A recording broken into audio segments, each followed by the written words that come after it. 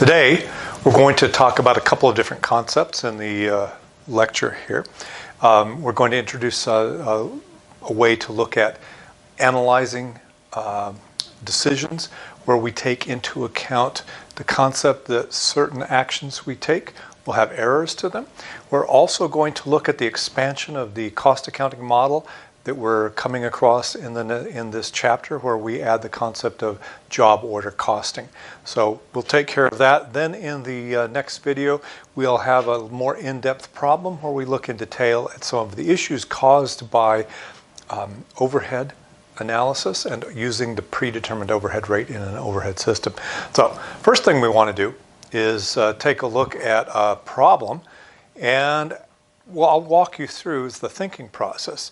And this is really important for a couple of reasons. One, this is cool. After we go through this, you owe me 5% of your salary forever, okay? This is such a huge concept that we're looking at. It seems like maybe it's a small one when you first look at it, but it opens your mind. It breaks a few thinking boxes, and at the same time gives you a computational tool to understand what the impact of breaking through that thinking wall did for you.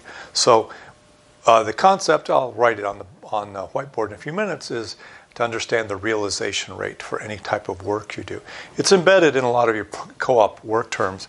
Let me pull the board over, and you should take a look at problem 5.47. So I'd like you to stop the video for a minute, 2 minutes, turn to 5.47 and just read it. It's a very short problem, but it's very rich. It has a lot of things in it that we need to take a look at to understand the concepts we're going to talk about.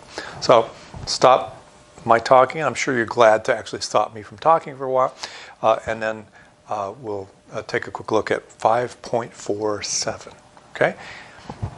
Now, 5.47 is to many people, not even an accounting problem. It actually is a cost analysis problem,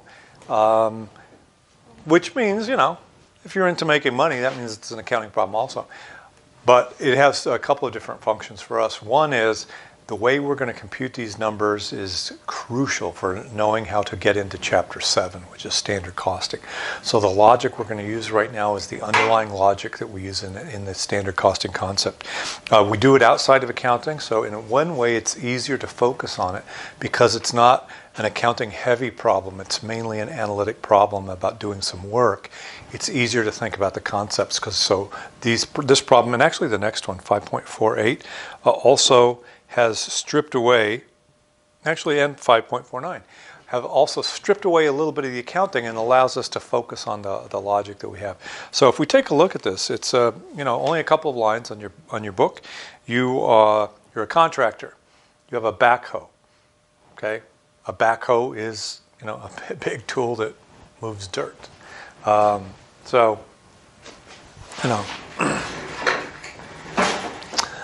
backhoe.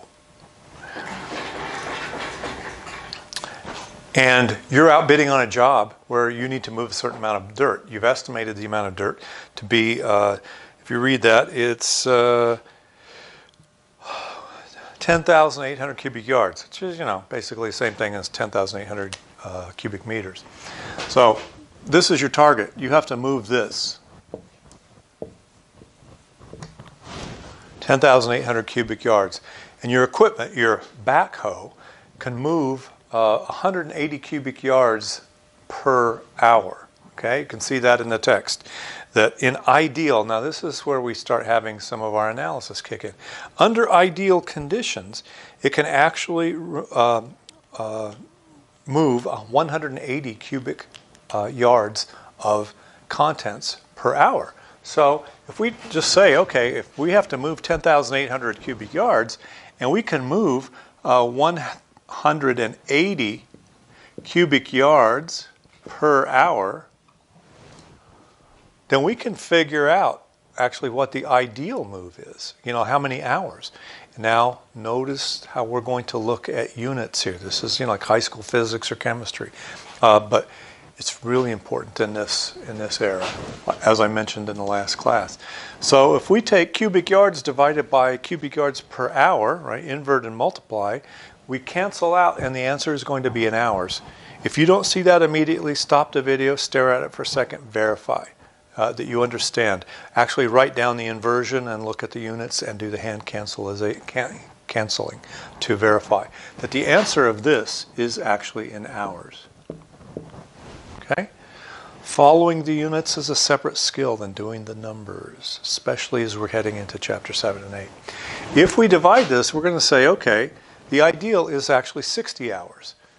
So if I'm a contractor and I want to bid on this job, this tells me how I can estimate my cost. You know, I have to pay for 60 hours worth of worker time. But wait, it's not over yet.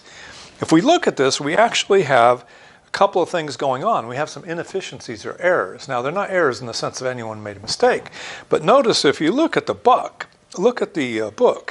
that the average volume of the bucket, when you pick it up, is actually 0.8 cubic yards, meaning that for certain material, if you're picking up sand, you can fill that bucket completely with sand. But if you're picking up big rocks, there's a lot of air in there. You're not actually filling the bucket. So with these conditions that they have, and that's what that language says, on a particular job, what that means is for the things we're moving on this job, the 1 cubic yard bucket only holds 0.8 cubic yards of material. So there we have sort of a loss rate and a realization rate. We're basically losing 20%. The 0.2 is our loss rate. We're losing that amount of capacity based on the type of material we're using. So our realization rate is 0.8. That's the magic word, okay? This is why you now owe me 5% of your salary forever. Okay, this concept of realization rate and how to use it applies to almost every decision you make for the rest of eternity in your life. Realization rate.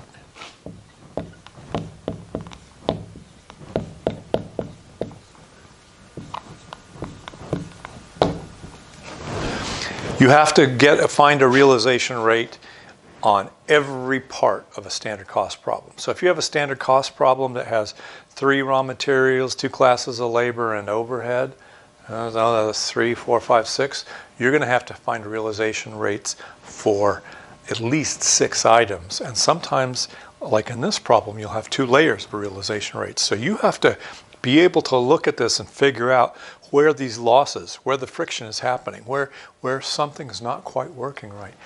Now, we're looking at this and we're saying that this bucket actually is not going to hold 100, or if we use this equipment for an hour, it's actually not going to move 180 buckets. It's going to move 80% of 180 buckets. Okay, so one thing we can do, okay, so I'm going to demo this, but this is not how we're going to end up setting it up. I can take this and figure out, and I can say, oh, you know what? Actually, this is an underestimate of the number of hours. So I need to actually divide this by the realization rate, because I need to say this is the ideal rate, but I'm only 80% effective. So if I take this and divide it by 0.8, I will find that the actual, or the next step, this divided by 0.8 is actually equal to 75 hours. This unit is a percentage, meaning, as we all know, it's a dimensionless number, but I'm going to do something that you're going to think is weird. I urge you so strongly to do this anytime you're working in problems, intense analytic problems, because on one page or in one spreadsheet, you're going to have 10 different percentages. If you've not labeled them correctly, you'll look at them, you won't remember which one was associated with which thing. Right now, this 0.8 is cubic yards per cubic yard. Okay, so we have 80%. This is actually cubic yards divided by cubic yards. In some other part of the problem, we might have another, or not might, we will have other percentages that are other things, which would be percentage of, kilograms to kilogram, which is like if we have a raw material where we lose some of it during the manufacturing process. Labor hours we'll lose. So scattered through a problem, you'll have a whole bunch of these. So I always write this down, even though I know it's sort of bogus in a math sense. I know that that 0.8 is dimensionless. This will remind me where I got that 0.8, so that I only take that 0.8 and apply it to this problem. I don't apply it to other portions. So it's a memory tool that I always use, and it saves me. So notice what I did. This is the ideal time, but we're only 80% effective. So by dividing this by the 0.8, we actually say, okay, it's actually 75 hours. But wait, there's actually another error in this problem. Okay?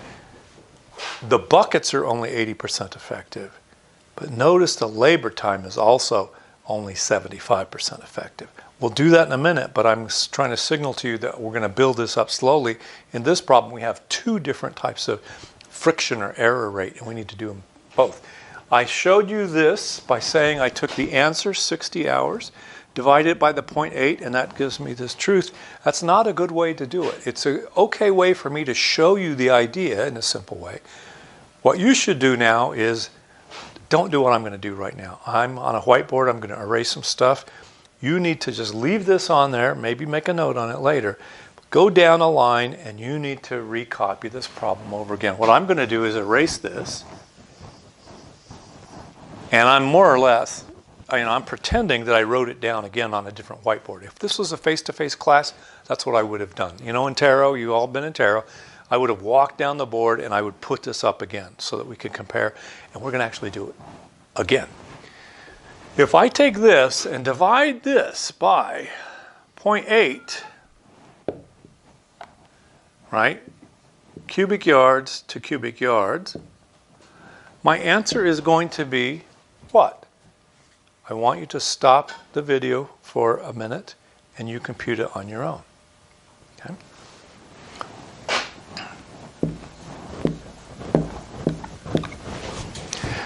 Okay, the same 75, but I didn't divide the 60 by the 0.8. Notice I embedded it in this equation.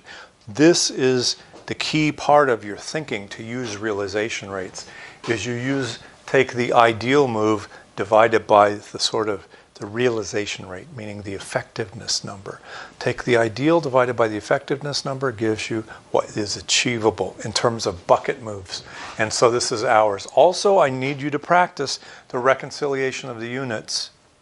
Remember, chapter 7 is going to get even more complicated than this. Use this time, and if you don't see this right now, stop this video and break it out.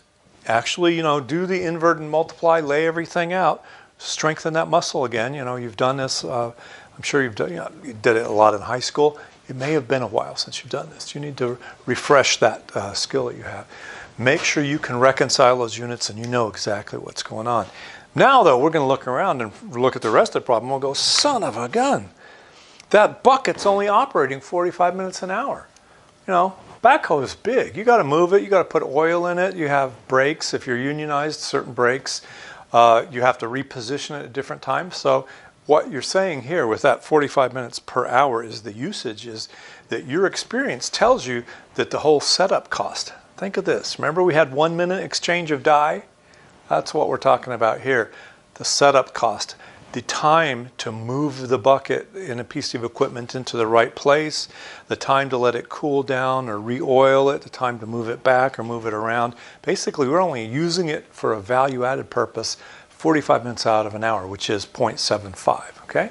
So if I take this 75 and I divide this by 0.75, and this would be hours per hour, my answer will be in hours, and I'll come up with 100 hours.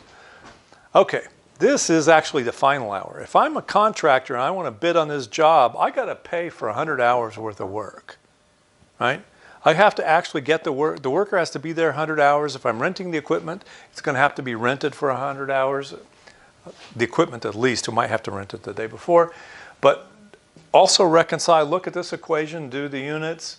Now remember, this is really dimensionless, so we don't really reconcile units across here, but this will remind you, this hours per hour will tell you, oh yeah, that 0.75, that's the right one to use here. What you don't want to do, especially on an exam, is have something like this and then divide this by the 0.75. It turns out in this problem it'll actually work. Okay, for this particular problem, because it's only one issue, you could actually switch these and you'd still get the same answer. When we get to chapter 7, the stuff we're doing is actually parallel sets of different issues, and you can't switch them. The answers will fall apart. So actually you can do that here. Now, once again, don't do what I'm about to do right now. Skip down your page and recopy, because you don't want to do it the way I just did it. As a professional and on your homework, what you want to do is say, oh, I want to apply the next realization rate. So I want to take this and I want to divide this by 0.7, not dollars per dollar, hours per hour. My answer will be 100 hours. Okay? So this is a really good example. Also take a look at 5.48, 5.49. It's going to scramble your brain a little bit, but this is a life skill. This also breaks the boxes, because once you start using this type of computation, it forces you to think about realization rates. It forces you in the computation to say, what's the error rate here? What's the efficiency or effectiveness rate here? And you, in this problem, I like it. One, it's simple, it's small, but yet provocative. It has 2 layers of defect or error rates. If you want to improve your business, like the chapter 3 kind of stuff, world-class manufacturing, your target as a manager would be to change one of these. It'd probably be pretty hard. I don't know if you could do this one, because this 0.8 is dependent on the material you're moving. Like if you're moving sand, you can fill a bucket. If you're moving something that's rough and pieces, the bucket's going to have a lot of air in it. This one, on the other hand, you might be able to actually change. Okay, so if you have this computational approach where you're doing this, and then you learn about world-class things, you'll probably be focused on this. So this then allows you to put into computations the impact of these known inefficiencies. They build them in, okay? Then your chapter 3 knowledge would help you sort of use that to go somewhere else. What happens in standard costing is we basically do this, but then we don't use this as the lever. In the traditional world, we just accept this as truth, as if God actually looked down from heaven. Notice we always say heaven is up there. And in some languages, there is no word. Like in English, we have the word for sky and heaven. But for instance, if you speak Spanish, it's the same word. The word for heaven is cielo. The word for sky is cielo. So notice that, I assume for everybody it's up somewhere, but maybe it's not. Anyway, so basically in standard costing, you do this, but you assume these were given to you by some higher power. And standard costing has never actually gone in to dig these out and say, no, my job is to improve these, not to accept them. That's one of the flaws of the traditional approach, is we tend to accept things and not think that we could act on them. Okay, so we have introduced the concept of realization rate. You'll be swimming in this in chapter 7 and 8. We've shown you the basic computation, which is to divide by the realization rate itself. Realization rate, I'm not getting into a lot of detail. You compute it, because you can either be given the realization rate, which is the effectiveness rate, or you can be given the loss rate, in which case to do this you would have to do 1 minus the loss rate. If they gave you the loss rate, they'd say the bucket's only 20% full, and you would have to say, oh, only 20% full. I need to do 1 minus the 20% to get the realization rate. Okay? And so you'd put that in. That's, don't worry about that till chapter 7, but of course chapter 7 is pretty quick. So these problems are great at introducing that, and I think they're also great because they're not really accounting. And so you don't have to have your accounting hat on at the same time you're learning this computational principle and this actually theme, this idea of realization rate. Also, it's good to practice early the idea of putting all your units down here in a scientific way so that you can handle them later. I'll show you an example that we would see in chapter 7 and 8 and 10. And in 10 it would be an activity-based costing, but in activity-based costing, the same sort of underlying setup exists. So this is just an example. You don't have to learn this next little bit, but I'm going to lay something out for you. So we're going to have something called, in chapter 7, standard price times standard quantity equals standard cost. This is from a document. You'll do this. You'll actually write these on on the board. And then you'll have a giant list for everything that was an input to making something. You know, like if you have a product that has 3 types of raw material, 1, 2, 3, it'll be listed here. 2 types of workers worked on it, you know, in different parts of the factory. Well, you have both of those. You can have then fixed overhead and variable overhead. Okay, so for every input, you're going to have a line here where you have to compute standard price and standard quantity. In order to get the standard quantity and the standard price, you'll have to do the realization rate thing. But that's not what I'm showing you now. I'm showing you what it's going to look like. The standard price, or you know what, I try and go like the book, and I just deviated. It's okay, you can do it, you'll notice you can do this in either direction, but your book always does SQ times SP, so it's better if my examples line up with that. So basically the standard quantity for this input is 2 kilograms per box of the final product. The standard price is $3 per kilogram equals the standard cost is going to be $6 per box. Okay? And it has to be like this. The standard cost of making something has to, you know, like if we're making a box of chocolate, and there is a problem in chapter 7 where you do make chocolate, you have to come up with a standard price, which is the standard price of chocolate for 1 box of chocolate.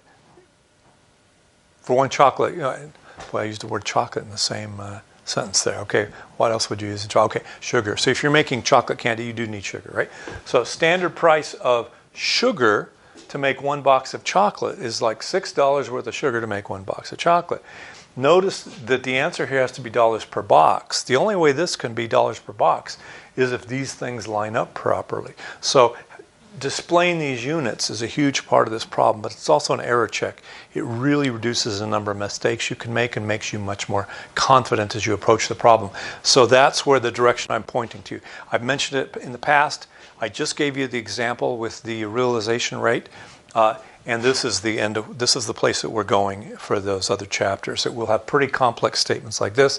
Figuring this out, you're going to have to do the realization rate. This is the number after we went through the whole realization rate thing.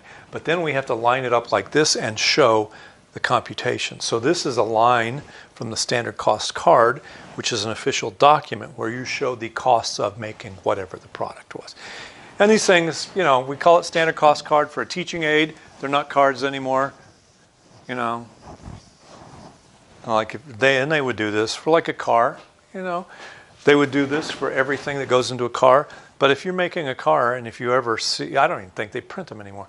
I've seen them printed up, and they were on, you know, the foldable computer paper. And for like any car, it would be 20,000 to 25,000 lines here, because every screw has to have a line, every bolt has a line, every piece of every gram or liter of lubricant has to have a line. Every worker that touched it is going to have, every class of worker that touched it will have a separate line. And you'll have fixed and variable overhead from every department that it passed through on its life. So you're going to have that layout I just showed you, 20,000 lines deep. So they probably haven't actually printed them up in 15, 20 years. You just see on a computer screen, you just see the piece of it relevant to you. And inside the computer is this giant, giant mess. So that's where we're going.